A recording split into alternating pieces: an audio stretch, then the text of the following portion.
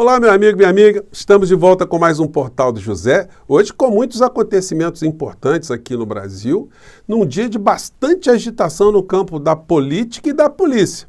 Porque depois que o clã Bolsonaro chegou até o poder central aqui no nosso país, aquilo que poderia ser considerada uma pequena orcrim de natureza familiar com alguns agregados, se converteu numa grande orcrim com muitos tentáculos, com seus membros, os seus participantes, os seus autores em muitas situações, agindo sempre de forma imoral e de forma antiética. Obviamente que isso se converte também em atos ilegais. E a conta está chegando agora.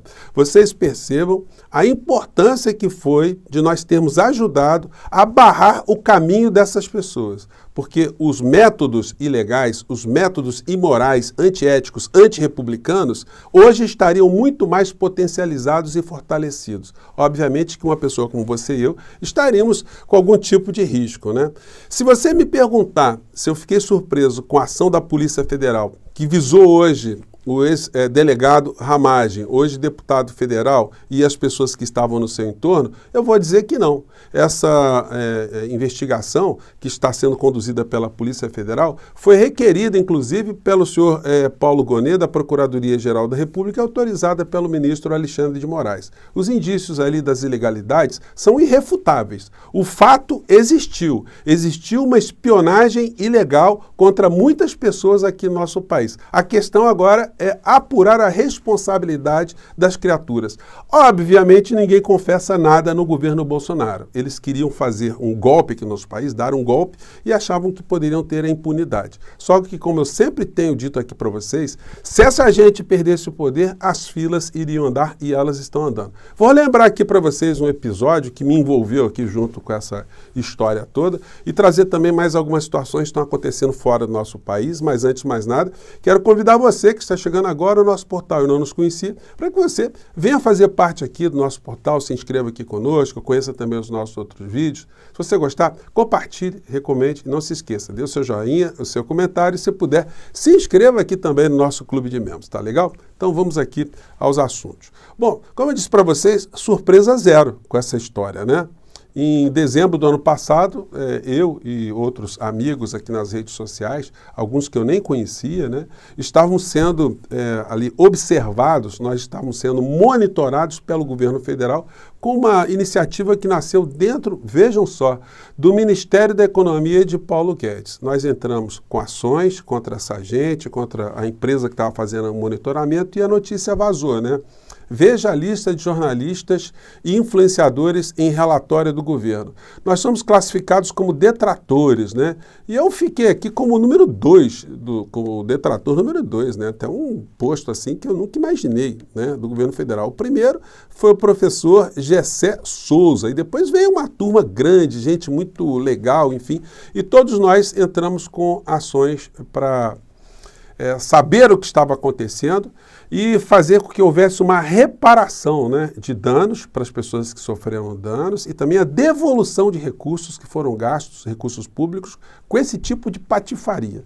Então, nenhuma surpresa, surpresa zero, com esquema de espionagem clandestino dentro de uma agência de inteligência que deveria ajudar o governo a se pautar em situações importantes para o nosso país, como, por exemplo, orientar o governante, né, sobre riscos de pandemia, riscos de morte, o que está acontecendo, quem é que está vacinando, se existe vacina, que remédio que funciona, que remédio que não funciona, como é que está essa discussão no mundo? Zero, né? Se houve algum tipo de orientação, a orientação foi para destruir vidas aqui no nosso país e a República Brasileira. Matéria do UOL.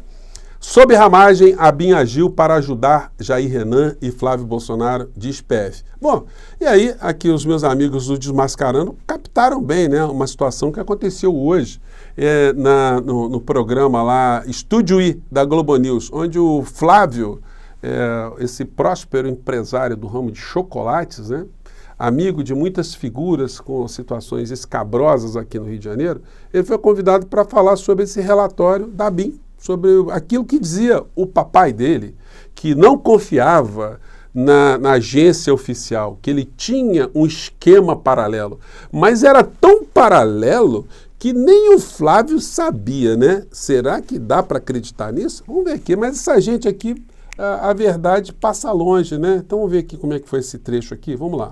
Ele próprio disse como é que ele vai usar uma BIM paralela, como é que ele vai usar os instrumentos das pessoas que estão na BIM para trazer informações, se ele está dizendo para você, se você acabou de fazer a defesa dele, ele não confiava naquilo. Então ele estava consultando quem, senador? O senhor falou que ele estava consultando quem? Eu tenho que perguntar para ele, não sei. Não, mas o senhor sabe que ele estava consultando. Senador, André, presidente da República, você tem ideia de como o presidente da República conversa com tantas pessoas? Você é filho dele, senador. Ele conversava comigo algumas coisas e, estrategicamente, o que ele queria conversar comigo, eu conversava. Não é porque a gente tinha uma relação direta aqui. Ele conversava estrategicamente, mas sobre espionar os outros, né? Inclusive os amigos e inimigos, né? Isso aí o Flávio está dizendo que não sabia. Aqui que ele abria tudo para mim, né? Senador, então, vocês tirem as suas próprias conclusões, né? Eu, sinceramente, eu não tenho motivos alguns para acreditar na idoneidade de qualquer coisa que essa gente fale, né? Bom, nós vamos ter mais desdobramentos dessa história aí, né? Como eu digo para vocês, são passinhos à frente que as filas estão andando até que algumas dessas criaturas sejam atendidas no guichê e o guichê finalmente as remeta, né, para onde elas têm que ir, para Papuda, Colmeia ou Bangu 8. Bom, comentei ontem com vocês, né, essa alcunha, né, que a figura do inelegível ganhou e hoje está aqui no jornal, né, aqui. Alckmin diz que Bolsonaro nem atrapalha o governo. Ele é desocupado, né? Ele já era desocupado no governo, então, no português claro, né? Vagabundo, né? Ele, enfim, gente, é um fantoche que chegou até a presidência do nosso país e que colocou a nossa pátria a serviço de alguns grupos. A mesma coisa está acontecendo na Argentina agora. Isso deve ser objeto da nossa preocupação, da nossa atenção, para a gente extrair muitas lições. A Argentina está um negócio complicadíssimo. Bom, e aí aproveitando aqui essas questões internacionais, né, hoje me chamou a atenção esse editorial aqui do Globo. Trump representa perigo imenso para o mundo. Eu fiquei curioso, né, com essa visão aqui da Globo, da mídia, né, que eles espelham muito dos pensamentos da grande imprensa aqui no nosso país, os grandes grupos econômicos, né? Então quer dizer que eles estão preocupados com o Trump nos Estados Unidos e fizeram vistas grossas aqui para o Bolsonaro? Gente, o bolsonarismo não adquiriria a força que conseguiu ter aqui no nosso país sem a conivência dos grandes veículos de comunicação que se omitiram num combate frontal ao envenenamento que estava acontecendo aqui no nosso país. É impossível alguém ter tido 58 milhões de votos depois de um país com mais de 750 mil mortos aqui no nosso país, se essas pessoas tivessem sido devidamente informadas do tipo de crime, de responsabilidades que cometeram essas pessoas à frente do nosso país. Eles terminam aqui. Um novo governo Trump promete ser mais eficaz. Seria desejável que a sociedade americana aproveitasse o tempo que lhe resta até novembro para oferecer alternativas melhores ao eleitor. Do contrário, o risco para o mundo será imenso. Gente, nos Estados Unidos, já comentei isso com vocês, tanto o Partido Democrata quanto o Partido Republicano no poder, eles não têm uma mudança substancial na política externa. E, por incrível que pareça, os democratas no poder, até eles têm possibilitado mais conflitos no mundo. Então, são situações muito curiosas, né? O Trump, com 4 anos no governo, nós tivemos menos conflitos no mundo. Então, é muito complicado a gente ver esse tipo de análise, né, de um veículo de comunicação com os comportamentos que eles têm. Sobretudo quando a gente vê essa ambiguidade. Ó, o mesmo grupo, em relação à Argentina, eles estão apostando que a coisa está legal, é isso mesmo.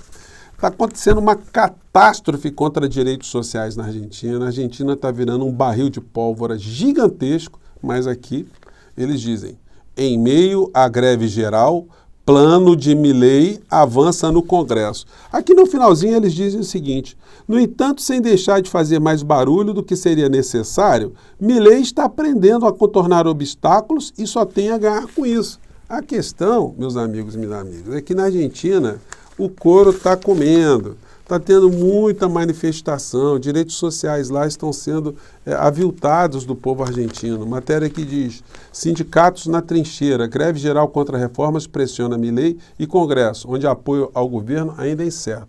A Argentina está virando a casa da mãe Joana. O cidadão que tem sérios problemas, que chegou até a presidência da Argentina, ele está entregando tudo. Terras, territórios, direitos, espaço aéreo, espaço marítimo, tudo. Empresas públicas, está subtraindo direitos trabalhistas, direitos sociais, direitos aposentados. Como é que esse troço pode dar certo?